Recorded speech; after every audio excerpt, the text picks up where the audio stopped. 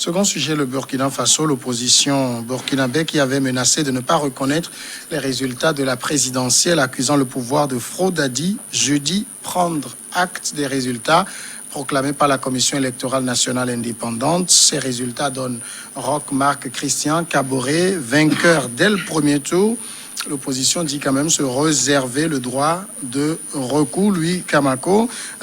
D'abord, qu'est-ce qui explique aujourd'hui que Kaboré ait pu passer rapidement dès le premier tour? Oui, justement. Et d'abord, il y a le contexte sécuritaire aujourd'hui là-bas au Burkina Faso. On nous apprend que les terroristes ont empêché 3 millions et 3 000 à 4, en fait 3 000, 4 000 en fait, citoyens d'aller voter. 300 à 400 000. 300 à 400, en fait, Oui. 300 à 400 000 citoyens d'aller voter. C'est vrai qu'on ne va pas dire que c'est l'électorat de l'opposition qui a été mis en fait en péril. Mais et Kaboré aussi, c'est lui qui a remplacé Blaise Compaoré, qui a régné à la tête de ce pays pendant un bon moment. Et quand c'est comme ça, le pouvoir a toujours sa racine. Il est là, il y a des militants et il est venu, il a peut-être donné l'espoir aux Burkinabés. Et aujourd'hui, beaucoup de gens pensent qu'il est bon, qu'il est normal en fait de le porter en fait de nouveau à la tête de la magistrature burkinabé. Je pense que c'est ce qui explique peut-être la réélection rapide de ce monsieur aujourd'hui. Mais dès le premier tour, c'est vrai que moi j'ai l'habitude de le dire, ça devient la norme. Mais du côté du Burkina, on savait qu'il y avait beaucoup de poids lourds en jeu et on n'attendait pas forcément que Kaboré passe au premier tour. Oui, il y avait assez de poids lourds. Même le chef de file de l'opposition, qui n'a même pas passé deuxième, troisième. Je crois que il y a le contexte sécuritaire dont parlait lui tout à l'heure, mais en même temps, tous ces gens-là qu'on voit, qui sont des opposants les plus en vue aujourd'hui, étaient comme Kaboré du camp de Blaise Compaoré. Donc l'opposition même du Burkina, celle qui s'opposait donc à Blaise Compaoré, à son parti à l'époque, elle ne se retrouve plus. Elle ne se retrouve plus du tout, sinon qu'elle a quasiment disparu. Et donc c'est les anciens bras droit de Blaise Compaoré qui contrôlent véritablement la scène politique burkinabé. Sauf que Roch Kaboré, qui est entre-temps devenu président aujourd'hui, a ceci de plus que les autres, c'est qu'il dispose de l'appareil de l'État. Et maintenant, il n'a pas comblé toutes les attentes des Burkinabés au cours de ce premier mandat. Mais il a dit qu'il fera qu'un seul et qu'il fera que 2 mandats maximum. Mais aujourd'hui, avec les problèmes de sécurité, l'opposition aura même du mal à prouver les fraudes qu'elle allègue, parce que la psychose et les menaces terroristes n'ont pas empêché la bonne organisation de ce scrutin. La CENI a eu toutes les difficultés pour organiser ce scrutin. Les djihadistes ont menacé. Il y a même des convois de candidats qui ont été attaqués. Et je ne vois pas dans ces circonstances-là une opposition responsable se lancer dans une véritable contestation. D'abord parce que la CENI, qui avait les moyens de l'État, qui avait un peu plus de 45 000 hommes à sa disposition pour la sécurité, n'a pas pu maîtriser la situation. Et pour des partis d'opposition déjà divisés et affaiblis donc par cette division, réclamer une victoire dans ce contexte-là où la proclamation même des résultats a été assez difficile. On a vu que c'est tombé à compte-gouttes, tout simplement parce que même la CENI ne maîtrisait pas totalement la situation. Donc ça va être très difficile pour l'opposition de prouver une quelconque fraude ou une prétendue victoire. Et donc elle fait bien de prendre acte. Elle ne veut pas reconnaître totalement la victoire et féliciter le gagnant, mais je pense qu'elle a compris qu'il est sage dans ces conditions-là où il y a des défis plus importants, notamment sur le plan sécuritaire, de ne pas créer d'autres problèmes dans le pays. Et il y a eu aussi cette implication de la communauté internationale, donc la CEDEAO, l'Union africaine et l'ONU aussi, qui ont pris sur eux de vite étouffer toute velléité de créer une crise post-électorale dans ce pays-là, et tous ces éléments-là font que l'opposition, donc vous l'avez dit, éclatée, n'a d'autre moyen qu'accepter les résultats proclamés et souhaiter vivement que le président qui a été reconduit puisse régler les problèmes du pays. Alors, l'opposition prend acte des résultats qui ont été annoncés. Il y a un des candidats qui dit que l'opposition a réaffirmé sa volonté renouvelée de préserver la paix, la stabilité et la sécurité du Burkina en plaçant l'intérêt supérieur de la nation au-dessus de toute autre considération. On comprend le message, elle ne manifestera pas. Il faut saluer cette position de l'opposition burkinabé, contrairement à ce qu'on a vu dans certains pays comme le Togo, la Côte d'Ivoire, la Guinée, où les oppositions sont dans la contestation. Oui, en fait, c'est une première. Moi, j'estime que l'opposition reconnaît, en fait, quoi qu'on dise, leur défaite et appelle, quoi qu'on dit, qu'on prend acte. Dans tous les cas, ça n'exclut pas les recours. Elle dit, elle n'exclut pas d'utiliser les voies de recours. Donc, je crois qu'aujourd'hui, c'est une opposition responsable qui ne voudrait pas, qui voudrait justement placer l'intérêt supérieur de la nation au détriment des autres intérêts que nous connaissons, que d'autres oppositions dans la plupart de certains pays, notamment ici chez nous, tentent de nous montrer. Je crois qu'aujourd'hui... Mais c'est quand même un changement d'attitude qu'on a du mal à comprendre, parce que cette même opposition disait qu'il y a des fraudes massives, qu'elle ne reconnaîtrait pas les résultats, oui. Et puis les résultats tombent et il n'y a même pas de remise en cause, elle prend acte. Non, c'est bien. En fait, moi je ne vois pas là où il y a le contraste, parce que quand vous regardez un peu, avant quand cette opposition disait qu'il y a des fraudes qu'elle n'accepterait pas, juste après les élections, enfin après les résultats, elle prend acte des résultats qui ont été donnés. C'est peut-être après des concertations, on a constaté que par rapport à tel et tel, si nous voudrions aller au-delà de ce qui peut-être est fait, nous risquons peut-être de faire sombrer le pays. Donc il va falloir forcément reconnaître que l'élection a été, ou les élections ont été organisées et qu'il y a eu des résultats qui ont été donnés. Et je crois que cette grandeur, cette hauteur d'esprit qu'a eu cette opposition, je crois qu'elle doit être saluée et être copiée par la plupart de certaines oppositions, pour que à chaque fois qu'on ne constate pas ou qu'on ne remarque pas les morts à la fin ou après la proclamation des résultats, comme ça se fait ailleurs.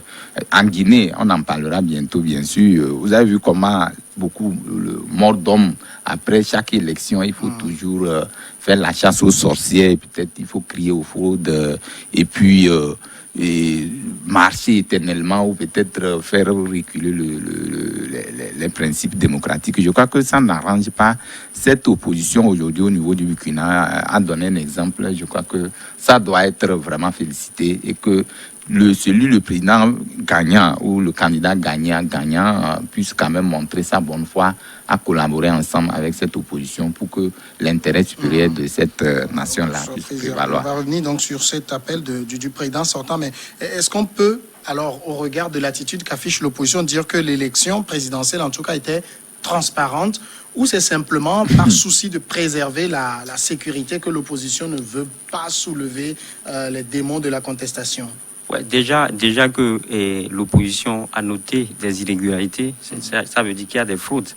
Maintenant, si à un moment donné, elle s'est retirée, ou bien elle se réserve le droit de manifester ou bien de contester quoi que ce soit, c'est pour sauvegarder ou bien c'est pour contribuer à l'éradication du terrorisme qui est en proie dans ce pays depuis des années.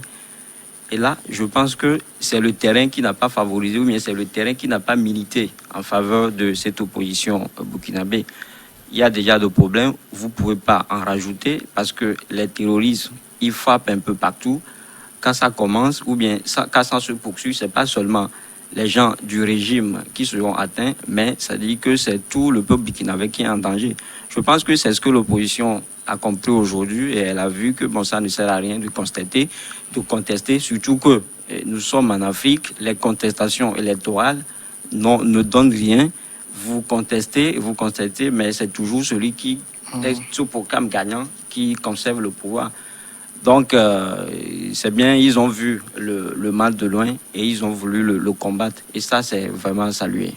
Il y a aussi, quand on regarde les résultats, Kaboré fait 57-87% dès le premier tour, suivi de second, 15 et puis 12.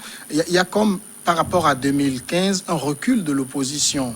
Qu'est-ce qui traduit, qu'est-ce qui explique ce recul-là et cette percée de Kaboré? Bon, là, peut-être, pour dire, c'est vrai que Kaboré n'a pas eu suffisamment de temps, mais il a pu réaliser quelques grands chantiers au Burkina, même si la pauvreté n'a pas été réellement combattue. Il y a eu cette pandémie-là qui est arrivée depuis pratiquement un an, qui n'a pas facilité les choses. Donc, à partir de ce moment-là, il avait quand même le bénéfice du doute et donc la possibilité pour lui que ses concitoyens lui donnent une autre chance, donc de poursuivre. Mais en même temps, comme on le disait, il n'y a pas véritablement de choix en face.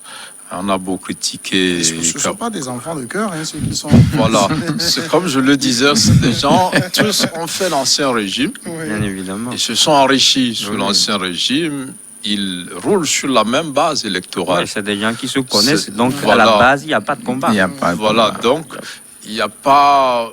Ceux qui pouvaient proposer autre chose, c'était ceux qui étaient opposants sous Blaise, qui ont pratiquement disparu aujourd'hui des radars, qu'on ne voit même pas dans les 5 premières places, donc à cette élection-là. Donc, c'est pratiquement la même famille qui continue par jouer. Mais je vais revenir quand même saluer le sens de responsabilité de cette opposition de Burkina, qui avait annoncé contester, mais qui regarde la situation et du contexte sécuritaire, ne veut pas mettre d'abord la vie de ses militants en danger, en poussant les gens dans les rues, dans un contexte où les djihadistes peuvent frapper à tout moment. Oui. Et donc, c'est vraiment à saluer. Et donc, ils ont laissé leur intérêt de côté et ils essaient de voir l'intérêt général, qui est aujourd'hui la sécurisation du pays. Et ça fait en sorte que le président qui est réélu part avec une légitimité renforcée, parce que pas suffisamment contestée, même si elle laisse du bout des lèvres. Mais en même temps, on sent que derrière, le fait de prendre acte laisse cette marge-là de collaboration avec ces poids lourds de l'opposition qui pourra accompagner le président reconduit donc, dans ces nouvelles actions. Et c'est vraiment à saluer pour la politique burkinabé. Dommage que l'insécurité et le terrorisme passent par ce pays-là. Et dommage qu'un grand rendez-vous comme celui-là ressemble finalement au rendez-vous électoraux au Mali.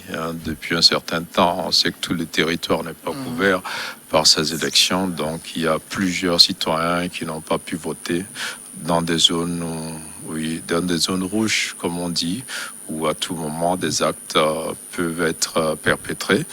Il y a eu des attentats même pendant cette campagne. Il y a eu des victimes dans les convois de certains candidats. Et c'est vraiment triste pour le pays. Un pays qui était très calme il y a quelques années et qui aujourd'hui ne se retrouve pas. Un pays qui a le devoir de se réarmer pour mieux combattre l'extrémisme. Le président réélu, donc Roch-Marc Christian Kaboré, lui promet d'être le président de tous les Burkinabés sans exception. Il s'est adressé à ses adversaires. Dans une élection, il y a un vainqueur et des gens qui ont perdu, mais cela ne doit pas nous détourner du fait que nous sommes tous des Burkinabés aspirant à construire ensemble le Burkina meilleur pour l'ensemble des populations. On peut entendre ce discours comme une main tendue déjà. Oui, c'est une main tendue, un langage de rassembleur d'ailleurs.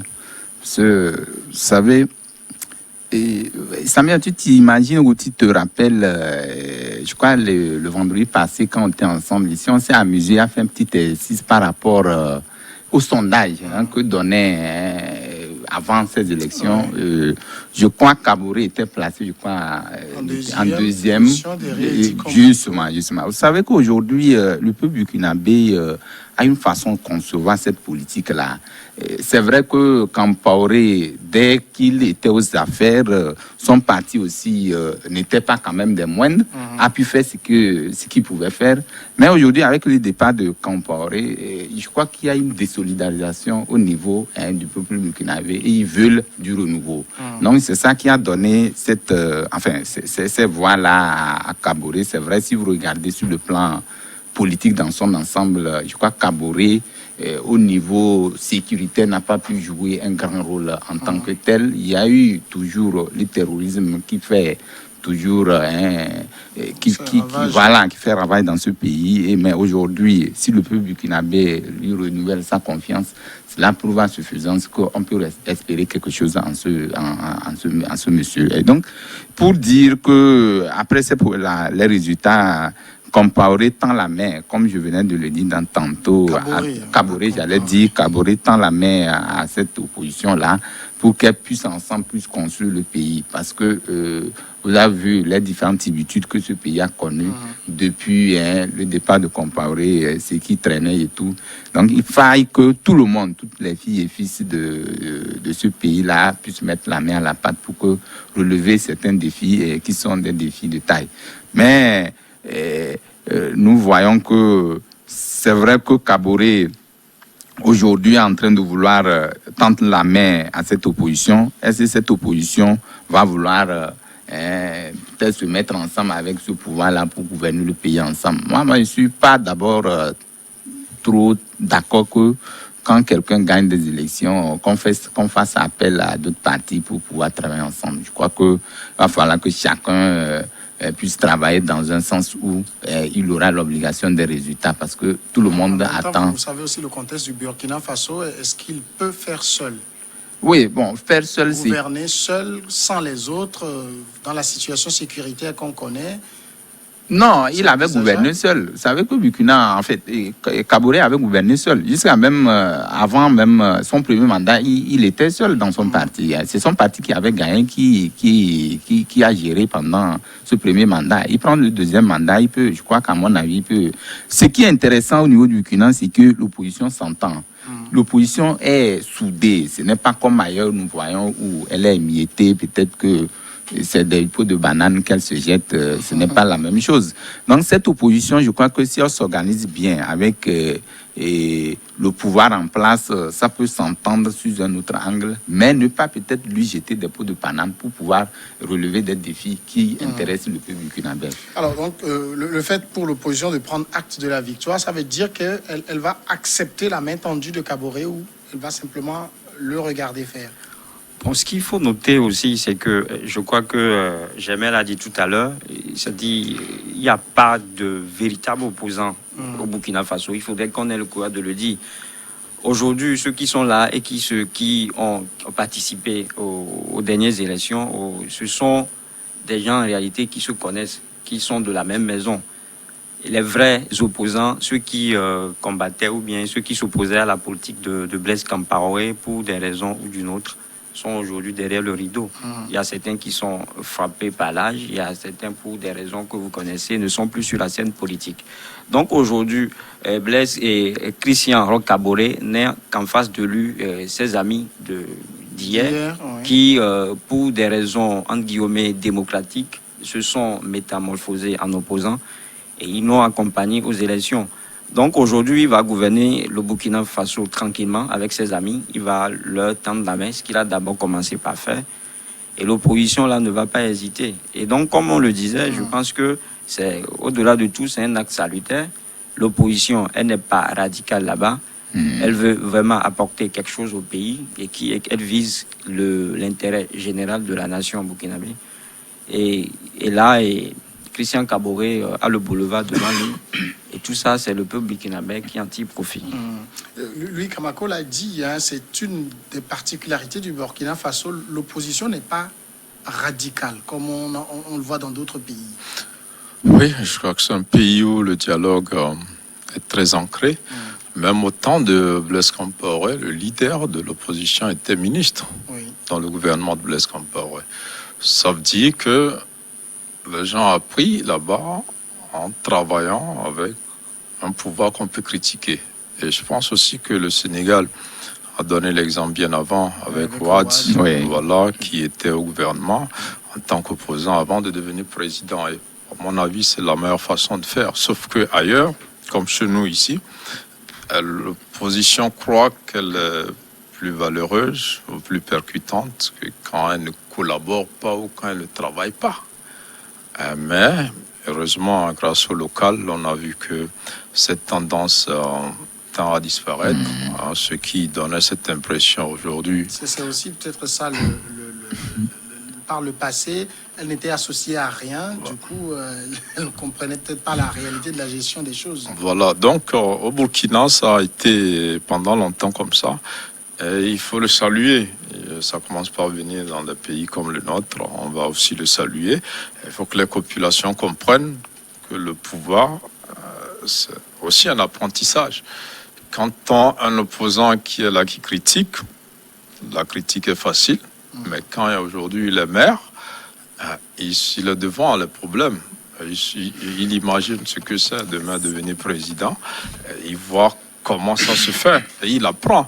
Et ça lui permet aussi d'avoir un autre langage, d'avoir une autre vision de la gestion des affaires. Et au Burkina, il faut le saluer. C'est des gens qui arrivent à discuter, c'est des gens qui arrivent à se comprendre. Et je crois que le président Kaboré aussi a un autre chantier en face de lui, à part la sécurité. C'est la réconciliation nationale qui n'est pas totalement au point, avec le retour de Blaise Compaoré aussi, qui est un chantier sur lequel il a promis de travailler dès l'année prochaine. Et donc, c'est un pays qui aspire donc à la paix. On a vu aussi comment Blaise Compaoré est parti. Ailleurs, on ne laisse pas le président partir comme ça. On les arrête, on les jette en prison. Donc, c'est quand même un peuple qui a une culture qui est assez en avance. Une culture politique, je veux dire, à celle qui prévaut dans les autres pays donc de la sous-région. Autre leçon de cette élection, c'est la participation qui est en baisse, juste un tout petit peu au-dessus de 50%, contrairement à il y a 5 ans. Ouais. Ça aussi, il faut le mettre sur le compte de la sécurité, Ouais. ou bien c'est un désintéressement des populations. Non, je crois que il y a, quoi qu'on dise aujourd'hui, au niveau du Burkina, il y avait un engouement autour de cette élection qui s'est déroulée. Il y avait beaucoup de Burkinabés, le peuple burkinabé s'était donné à fond à cette élection. Mais si le taux de participation a baissé, je crois que c'est lié à cette insécurité, enfin cette sécurité au niveau du nord du Mali, ou au nord du Burkina, j'allais dire, où c'est le fief même des djihadistes, où l'insécurité est monnaie courante et tout. Donc je crois que tout ça là, aujourd'hui le peuple burkinabé s'est volontairement inscrit dans ces élections-là, et le taux de participation n'est lié nullement à cette sécurisation, à cette insécurité au niveau du nord du Burkina. Mais aussi, je voulais revenir un peu par rapport à la cohabitation ou à la main tendue de Kaboré. Au fait, Kaboré aujourd'hui voudrait peut-être donner une autre image du peuple burkinabé, parce que vous savez, il a eu des chantiers où il y a des chantiers qui sont latentes, qui sont restés encore inachevés. Il va falloir que chacun vienne, puisque quand il vient, c'est encore 5 ans. Et le peuple burkinabé, vous savez aujourd'hui que c'est le théâtre de cette insécurité ou de ce djihadisme-là qui vit tous les jours. Les gens il y a déjà une incursion des djihadistes du Mali vers le Burkina, en allant vers même la Côte d'Ivoire, en venant vers chez nous au Togo et où. Donc je crois qu'aujourd'hui, ce défi est important. Il va falloir ne pas laisser quelqu'un au carreau. Il va falloir faire avec tout le monde. Parce que si cette opposition devient divisée, elle peut aussi être source de l'insécurité au niveau du Burkina. Parce que quand on parle des djihadistes, ce n'est que les fils même des Burkinabés même qui sont frustrés et qui peuvent être enrôlés facilement par certaines personnes pour créer cette psychose-là au niveau du peuple burkinabé. Alors, il y a d'autres résultats qu'on attend. Ce sont les résultats des élections législatives. Vous pensez que Kaboré aura la majorité? Bien évidemment, parce que en politique, ce sont les élections, enfin, c'est l'élection présidentielle qui définit tout. Du moment où il a pu en fait battre les autres avec ce score, c'est vrai que c'est pas aussi le jeu comparativement à ce qu'on a vu dans d'autres pays. Mais c'est un signal fort et ça le permet, ou bien ça le positionne également au devant devant les élections législatives. Je pense que le match, il est gagné d'avance, comme on l'a dit. Christian Kaboré, il a de quoi s'inquiéter. Les résultats du scrutin législatif tourneront également à sa faveur. Et on aura une assemblée nationale burkinabé en fait, dont la majorité sortira du parti de Christian Kaboré. Donc, je pense que c'est ça. Il n'y a pas match. Aujourd'hui, Christian Kaboré doit savoir que les Burkinabés, en fait, ont confiance en lui et ils doivent encore travailler plus. On a parlé tout à l'heure des défis sécuritaires, le grand défi d'abord à relever, et aussi essayer de relever l'économie. Je pense qu'en le faisant, il ne doit pas seulement s'appuyer sur ses opposants, mais aussi sur les autres cadres, en fait, sur les autres présidents de la sous-région, aujourd'hui. Parce que quand on parle du terrorisme, on sait là où c'est venu, on sait comment est-ce que le terrorisme a débarqué là-bas au Burkina Faso. On se souvient de l'attaque de Grand Bassam. Je pense qu'il faut aujourd'hui agir en synergie avec les autres présidents de la sous-région pour pouvoir impacter positivement. Ces résultats des législatives que j'évoquais vont déterminer également qui sera le chef de file de l'opposition. Ça va basculer entre Zéphirin Diabré et Di Kombo-Igo. Bon, si la tendance de présidentielle se confirme, mais en même temps, je pense que pour ces deux challengers qui suivent Marc Kaboré, la tendance aussi, c'est le réveil de ce qui reste du parti de l'ancien président, Blaise Compaoré. Est-ce que ce parti va finalement avoir le titre de chef de file de l'opposition, même si encore une fois, toutes ces formations-là sont de la même base. La base, c'est celle de Blaise Compaoré. Donc on attendra de voir. Je ne sais pas si cette tendance va se confirmer. Elle pourrait se confirmer, mais on va attendre de voir. Mais il faut dire que la percée donc, du candidat du parti de Di Kombo-Igo, donc l'homme d'affaires, a été surprenante. On pensait que Zéphirin serait forcément en deuxième position, avec 12%, c'est un score aussi assez dérisoire. On s'attendait un peu à mieux. Et quand on prend même les deux candidats réunis, ils ressemblent difficilement à 30%. Donc c'est pratiquement la moitié d'avoir recueilli par le président sortant. Et si la tendance se confirme, moi je pense que au niveau de l'Assemblée, donc le président sortant va pouvoir reconforter son pouvoir. Merci. La grande pause maintenant, on revient après le journal.